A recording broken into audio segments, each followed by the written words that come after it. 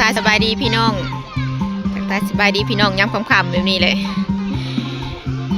วันนี้มาพบมาพ่อกันแล้วกับซอตู่เด้อทุกคนเด้อกับซองเลดี้ตู่ซาลอสเนลมูนิซิมางานดองมาส่งขนมให้ลูกค้าเพราะว่าลูกค้าสั่งขนมอยู่ที่งานดองนี่แหละชิพาทุกคนมาเบิ่งว่างานดองแต่ละเขตแต่ละบอร์ดนี่มันสิคือกันบ่อันนี้คืองานดองอยู่ที่บ้านบรรณทองเมืองพีนแขวงสวรรณเขตเด้อทุกคนเด้อกะสิประมาณนี้ในงานกะสิมีคนขายเครื่องแต่อันนี้ยังบ่หลายเด้อเพราะว่ายังบ่ค่ำถ้าค่ำนี่คนแน่นแฮงได้ทุกคนเลยถ้าค่ำคนหลายมันกะสิคล้ายๆงานบุญหั่นล่ะงานบุญแจกงานดองนี่คือกันเลยอยู่เขตนี้ค่ะสิมีร้านขายเครื่องมืดนี่โอ้ได้ไว้เถิดไหมค่ะเอ้ยมดมือเราไม่ได้พักไม่ได้กินข้าวมาซื้อของกินอันนี้ก็ได้กินอันนี้ซอยเขามาเซเว่นบุญใดทำกันสิออกเมื่อนี่นะเอาเลยบ่เอาเลือกเอาเลยเลือกเอาอันนี้กินยังเอาขนมมาตั้งเด้อโอ้ยหวานใจเลยซื้อเยลลี่โอ้ยนานๆนึกซื้อเยลลี่ไปหล่อเบิ่งก็เด้อจังไหนสิมาเอาอีกทางนี้ก็ห้านค่า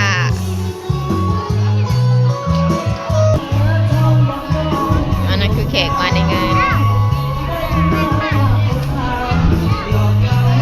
โดงเขตนี่สิโบยักคือกันกับบ้านเฮาบ่ได้เด้อทุกคนแล้วก็เขาสิบ่ค่อยเห็นว่าเชิญชวนอะไรมีสิเว้าสิหาเอา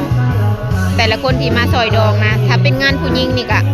เขาสิถือผ้าถือแพรถือหมอนนี่ยังบ่สวยกันนะสำหรับเกือบๆบ่ทุกคนพุ่นล่ะแล้วก็มีเบียร์บ่มีเบียร์ก็มีน้ำหวานแต่ละฮะมาเบิ่งห้านนี่ก่อนมานี่ขายอีหยังแม่ถั่วดินถุงเท่าใดถั่วดินเนี่ยเครื่องเราลายเอลิโนอันนี้นะ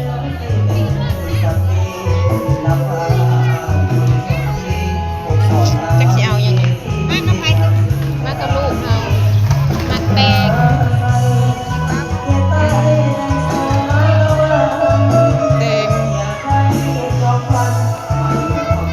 เอามักแตงให้เอาทงหนึ่ง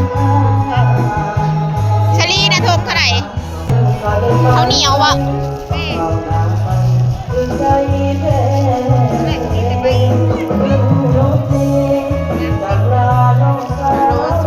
ทุกอย่าง10,000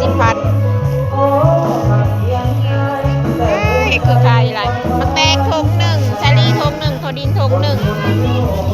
ซื้อโอ้ขอบใจหลายๆซื้อยัง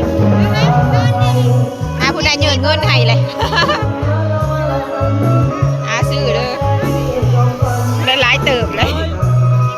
อ้าวชื่อนี่ไม่ใช่ก็ไม่เงินเลยเป้เขาก็มาซื้อของกินมาส่งขนมไปนอนน้ำเขาฮะคุณไปเผาแม่ตาแล้วผัวบ้านใดวะนี่บ้านนาทุ่มนาทุ่มไม่อื่นแห่ไปเลยเนาะเตรียมเมื่อเลยได้บันนี้ไปเมื่อก่อนเด้อหาชื่อของกินก่อนพักเบิ่งมีข้าวปุ้นแล้วก็มีจามมีหมักสาลีได้แต่ละห้านได้เขตนี่เบิ่งไหมกับหมักซื้อได้ทุกคนเลยถุงน่ะได้ซ้ำนี่แหละถุงฮะ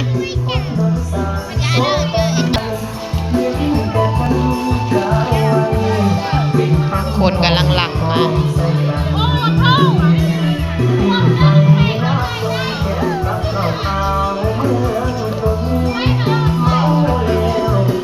เกี่ยวกินได้กินแล้วก็เมื่อได้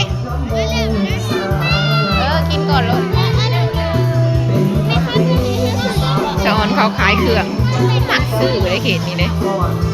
ปกติคอยก็มาขายทุกงานแหละแต่ว่างานนี้ข้าวเวียก็เลยไม่ได้มาขาย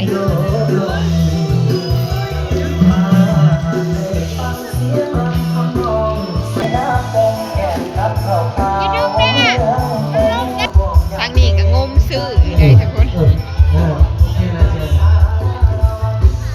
ขายยังขายจามบ่เนี่ย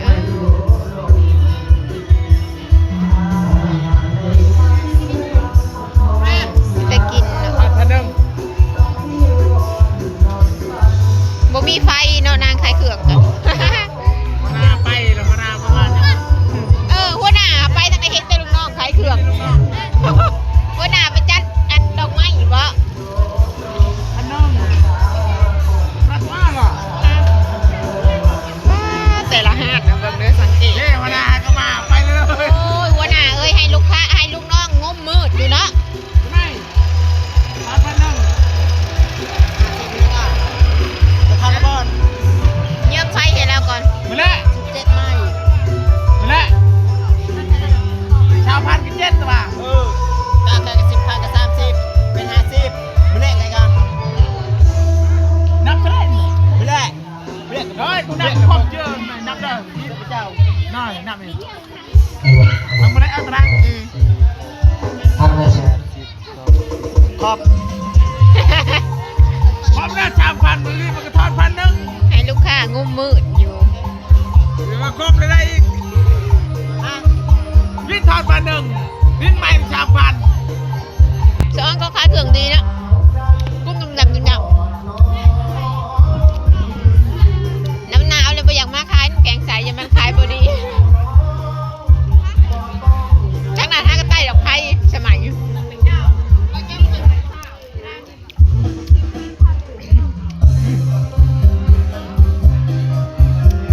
เตรียมชิเมื่อเลยบัดนี้ ลูกกินแล้วก่อนอืมเมื่อคือกันแหละไม่เท่าไรแพ้ลูกสิ้น ไม่2,000ล่ะ ใช้น้ำจิ้มเลยฮอทดอกอันนั้นก็